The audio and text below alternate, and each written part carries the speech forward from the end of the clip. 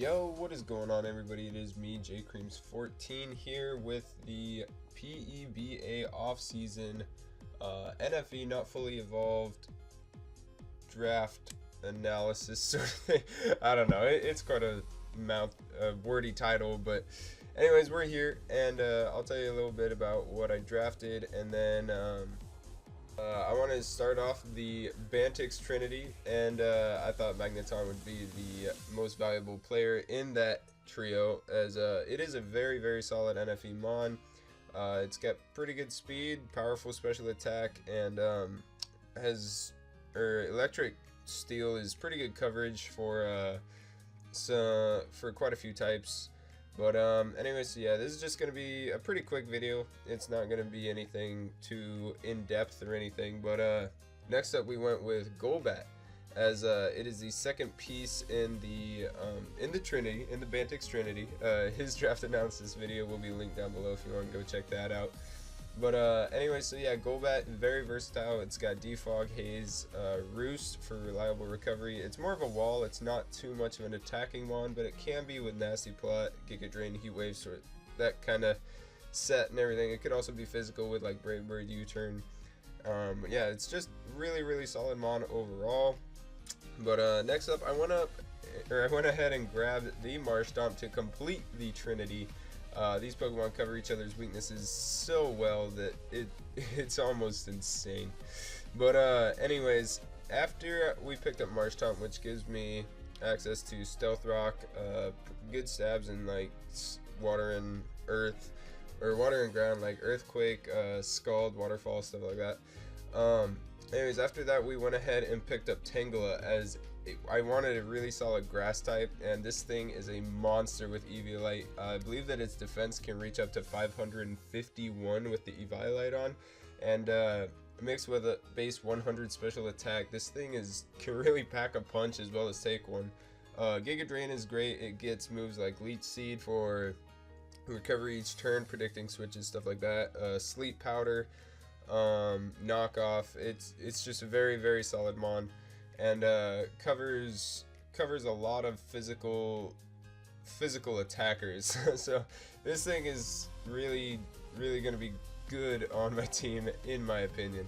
Next up, I wanted another special attacker, and I also wanted a special defensive Pokemon. As you can kind of see, my team is more on the defensive side and kind of slower than you'd expect, but I have a plan for that later on. So next up, I went with Sliggoo, the teenage Strumpful, as Sliggoo is a very good special attacker. Actually, it gets quite a wide range of moves. It gets Sludge Wave, Ice Beam, Draco Meteor hits extremely hard. I think it might get Flamethrower, not too sure, but yeah, Sliggoo is gonna put in work for sure, especially being that special defensive wall that really helps out my team. And that dragon typing can cover all the elemental types like electric, grass, fire, water.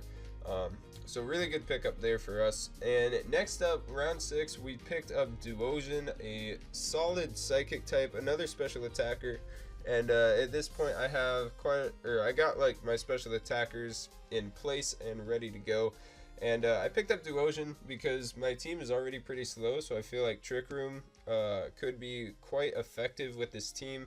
It's also a very powerful special attacker with Psychic, Focus Blast, Shadow Ball. That's basically all the coverage you'll need on this thing, as it really hits extremely hard on the special side. So right now my team is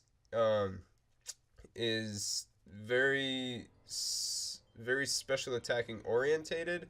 The last 3 picks of mine, or 4 picks of mine, I believe, are physical attackers, and really solid ones at that. As round 7, I went ahead and picked up Mienfoo, as this thing is actually pretty fast. I do want a little bit of speed on my team, and with a Choice Scarf, this thing can U-turn, high jump kick. It can poison jab, I believe, knock off. It's just a pretty solid mon. I wanted a fighting type, as it gets good coverage. I didn't have anything for fighting types, or for steel types at the moment, besides my Marshtomp, I guess. But anyway, so yeah, that's gonna be Mienfoo, and then next up we picked up Cranidos. Now I can't believe that this thing is an F tier pick, as this little dinosaur has monstrous attack, and it can go up to 383 attack with an adamant nature, which I'll probably be running most weeks, who knows. But it also has the 2 amazing abilities in Mold Breaker, which negates like Levitate and other abilities, and Sheer Force is the other one. And Sheer Force with a Life Orb, this thing can hit extremely hard. It even has access to moves like Thunder Punch, Fire Punch, even Ice Beam on the special side. It's got base 30 special attack, but with some investment that can hit some Pokemon super hard that have a 4x weakness to Ice, which are actually more than you think. And then with that Stab Rock Slide with Sheer Force, that hits like a truck. And I'm so glad that we were able to get Cranidos in the 8th round, as this thing is just going to be a little monster for our team. But next up in round 9, I decided that I should get a Fire type, just to kind of complete that Fire Water Grass core. And I thought that Growlithe was the best one available to me. It's got an Intimidate. It can be a wall. It can be an attacker. So yeah, that Intimidate ability is really what I drafted it for. But I also drafted it for those Pokemon with like 4x weaknesses, like Feral Seed and stuff like that. But anyway, so yeah, that's Growlithe. And rounding out our draft was Spinarak. It's kind of funny because the 2 Pokemon taken before Spinarak were Joltik and Sewaddle, 2 Sticky Webbers. And I actually wanted Joltik to begin with, but when Spinarak dropped to me, I knew that I had to pick it up because it's actually not a bad mon. With an adamant nature and investment and attack, this thing can actually hit really hard with moves like Poison Jab, Shadow Sneak, Sucker Punch, Leech Life, Mega Horn, stuff like that. And I also found out that it gets, besides Sticky Webs, it gets this really cool move called Toxic Thread, which poisons your opponent as well as dropping their speed by 1.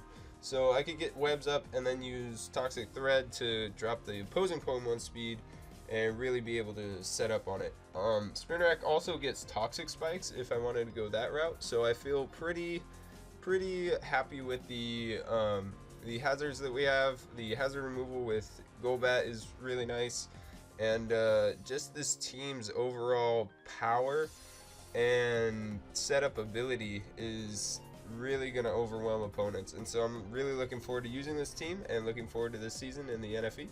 And I'll see you guys in the battles upcoming. Bye-bye.